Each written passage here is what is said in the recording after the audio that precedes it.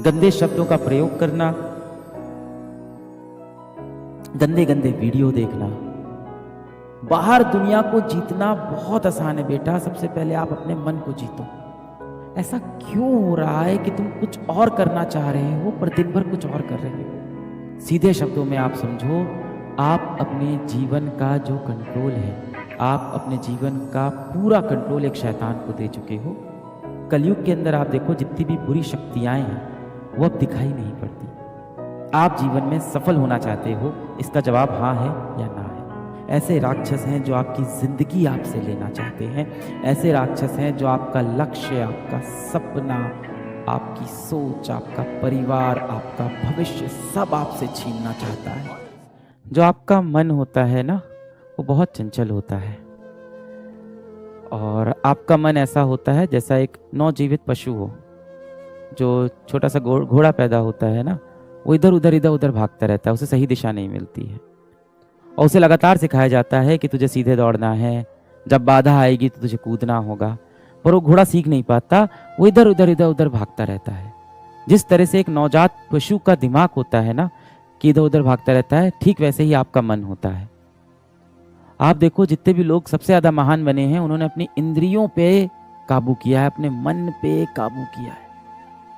बाहर दुनिया को जीतना बहुत आसान है बेटा, सबसे पहले आप अपने मन को जीतो, अपनी इंद्रियों को जीतो, अपने ऊपर कंट्रोल लेके आओ।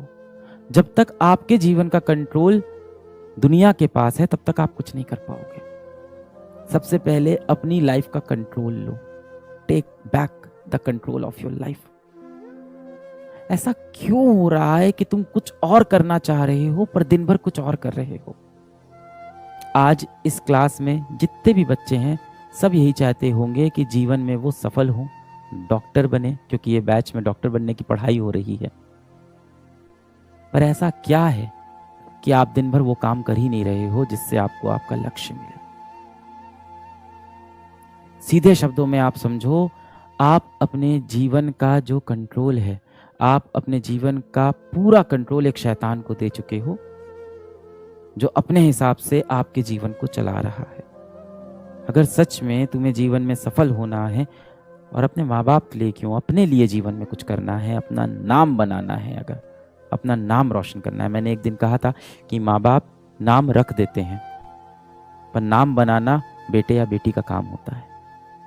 माता पिता आपका नाम रख देते हैं कि आपका नाम रख दिया आशु, पर इस नाम को बनाने का जो काम है वो आपके ऊपर है।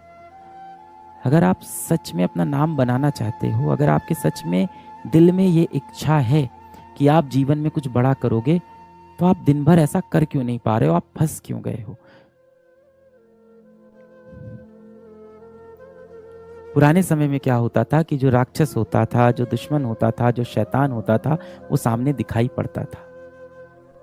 पर ये कलयुग आ गया है। कलयुग के अंदर आप देखो, जितनी भी बुरी शक्तियां हैं वो अब दिखाई नहीं पड़ती। उन्होंने हमारे मन के ऊपर काबू कर लिया है। अगर आपको पता है कि आपको मोबाइल नहीं यूज करना है, अगर आपको पता है आपको इंस्टाग्राम नहीं चलाना है, अगर आपको पता है कि रात रात में फोन पे किसी से बात करूंगा या व्हाट्सएप पे चैट करूंगा तो मैं सफल नहीं हो पाऊंगा, अगर आपको ये सब पता है और इसके बाद भी आप मजबूर हो,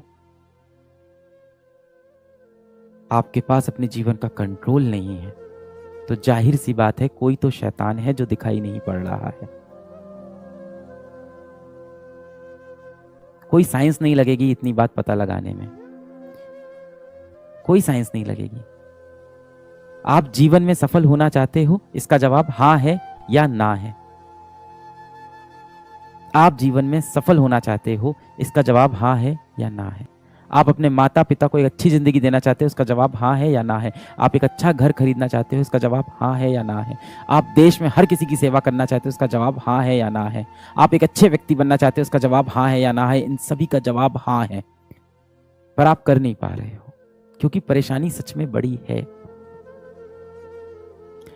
परेशानी सच में बड़ी है। एक अदृश्य दानव है, एक अदृश्य शैतान है जिसने हमारे मस्तिष्क पे पूरा कब्जा कर लिया है। वो अदृश्य है, ये कलयुग है। वो जो दानव है, वो जो शैतान है, वो सामने दिखाई नहीं पड़ेगा। और ये शैतान इंसानों द्वारा ही बनाया गया है। आप पुराने समय में देखो, जितने भी राक्षस बनते थे वो भगवान से ही आशीर्वाद लेके बनते थे। बड़े बड़े उनको आशीर्वाद मिल जाते थे, फिर बड़े बड़े राक्षस बन जाते थे।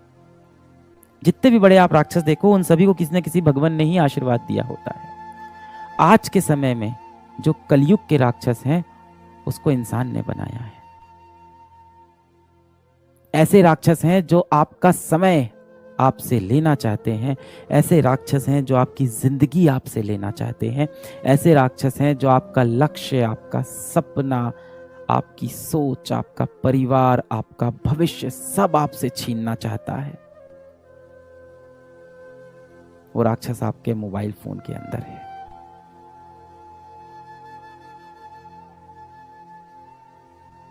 आप मोबाइल का इस्तेमाल नहीं करते हो, मोबाइल आपका इस्तेमाल करता है। आज इस सेशन के बाद में हाथ जोड़ना भगवान श्री कृष्ण के सामने, भगवान श्री राम के सामने, जिस भी भगवान को आप मानते हो, जिस भी धर्म के हो आप। हम भारतीय हैं, हर धर्म की इज्जत करना हमारे संविधान में लिखा है। आप जिस भी धर्म के हो बेटा, जिस भी भगवान को आप मानते हो, उनके सामने हाथ जोड़ना, सच्चे दिल से माफी मांगना अपनी गलतियों के लिए, एक अच्छा इंसान बनने का संकल्प लेना, और ये क्रिया हर शाम करना शुरू कर दो।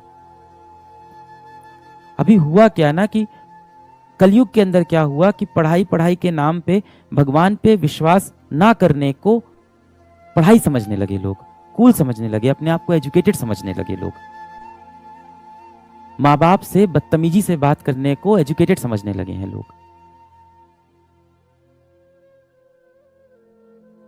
गंदे शब्दों का प्रयोग करना, गंदे गंदे वीडियो देखना, भगवान पे से भरोसा उठना, इन सब को आप सोचते हो कि आप एजुकेटेड हो गए हो। आप डॉक्टर ही बनने जा रहे हो ना? हाँ, ऑपरेशन थिएटर के अंदर भी एक छोटा सा मंदिर बना होता है बेटा, और डॉक्टर भी क्या बोलता है कि सब भगवान के हाथ में। जैसे ही बुरा समय आता है आप बोलते हो सब भगवान के हाथ में। हर शाम एकदम दिल से अपने एक भगवान से, जो इस भगवान को आप मानते हो, उससे दिलो जान से एकदम कनेक्ट हो जाओ और माफी मांग लो कि आपने जो गलती की है। इतनी शक्ति मिलेगी ना बेटा आपको। जो प्रॉब्लम्स आपको लग रहा है कि चली जाएगी, क्यों नहीं जा रही है? क्योंकि इन सभी प्रॉब्लम को शक्तियां मिली हैं। किसने दी है? किसने दी है? दुनिया के बड़े बड़े दिग्गजों ने दी है। बड़े बड़े दिग्गज जो ऐसे प्लेटफॉर्म अब बना रहे हैं जो आपके समय के साथ साथ आपका भविष्य, आपका सपना, आपकी जिंदगी, आपका डेटा, आपकी चॉइसेस सब आपसे छीन ले। इनसे आपको लड़ना है तो आपको वापस जाके अपने माता पिता, अपने भगवान पे भरोसा दिखाना होगा। आपको मैं क्या मोटिवेट करूंगा भाई? आपको मोटिवेट होना है, आप बजरंग बली से मोटिवेट होना, वहां है असली शक्ति। या आप जिस भी धर्म के हो बेटा, मॉडर्न समय में ऐसा हो गया है कि अगर आप 4 दोस्तों की महफिल में बैठे हो और आपने अगर बोल दिया कि मैं भगवान कृष्ण में विश्वास रखता हूं और भगवान ने ऐसा करने को मुझको मना किया है, तो लोग आपकी हंसी उड़ाने लगते हैं। क्यों वो लोग बुरे हैं? नहीं, क्योंकि उनके दिमाग पे कलयुग के शैतान ने कब्जा कर लिया है। वो यही तो चाहता है कि आप भगवान से दूर हो जाओ, अपनी संस्कृति से दूर हो जाओ, आप अपने कर्म से भटक जाओ। श्री कृष्ण क्या बोलते हैं कि भाई कि सबसे बड़ा जो सन्यास है वो कर्म है। सबसे बड़ा जो सन्यास है वो कर्म है।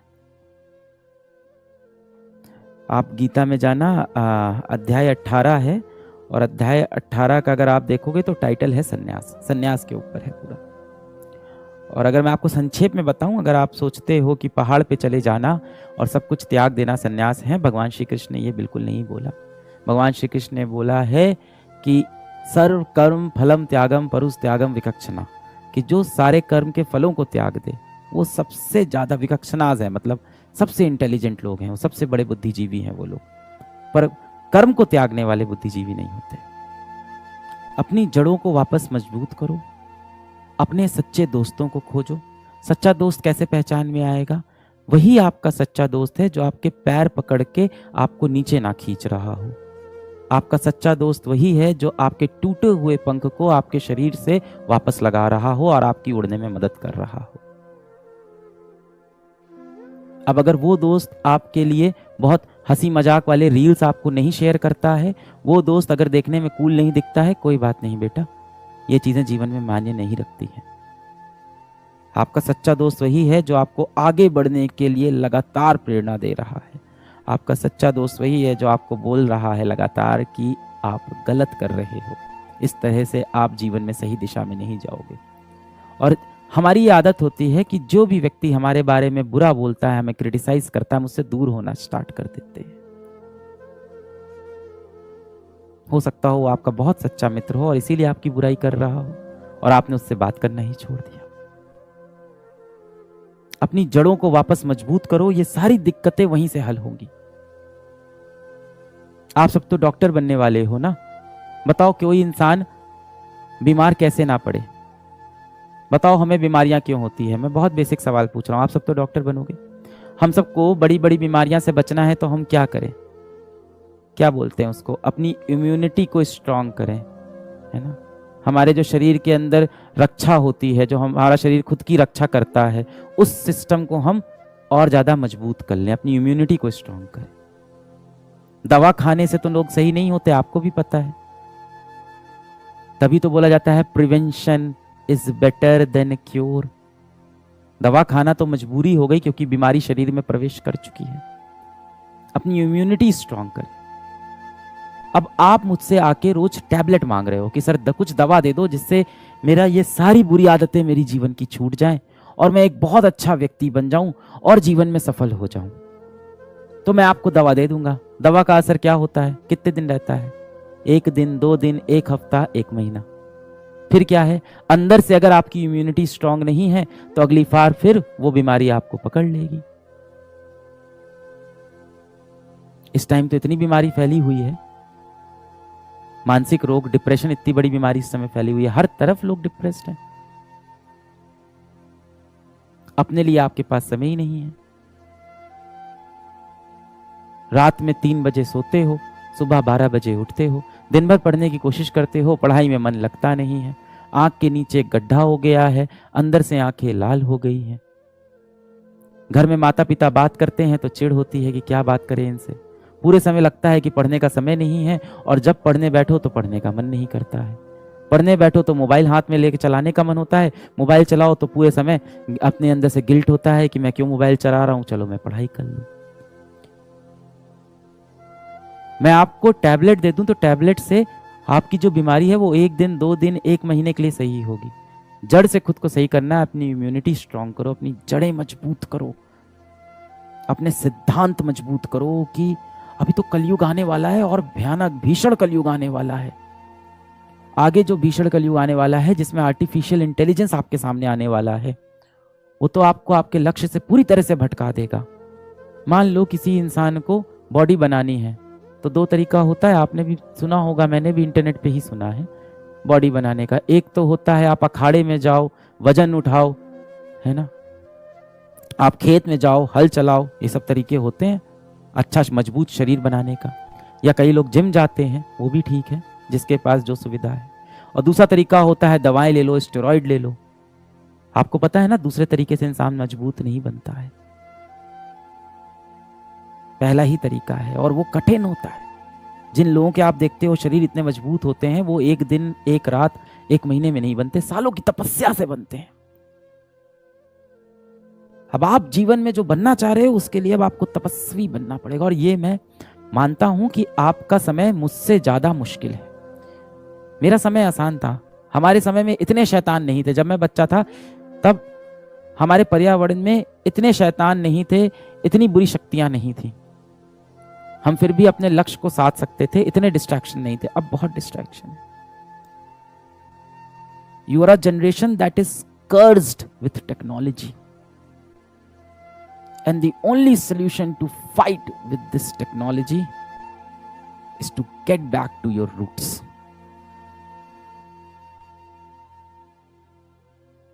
आपको क्या लगता है जो इतने बड़े बड़े टेक जाइंट हैं, जिसने इंस्टाग्राम बनाया, जिसने शॉर्ट्स बनाया, जिसने रील्स बनाया, क्या वो खुद दिन भर रील्स स्क्रॉल करते होंगे? कभी नहीं करते होंगे।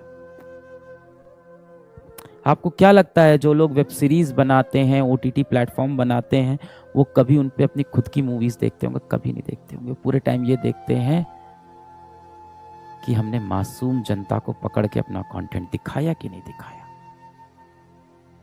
18 साल की उम्र के कितने बच्चे हमारा वीडियो देखते हैं, अब उनको हम अगला ऐड कौन सा दिखा दें?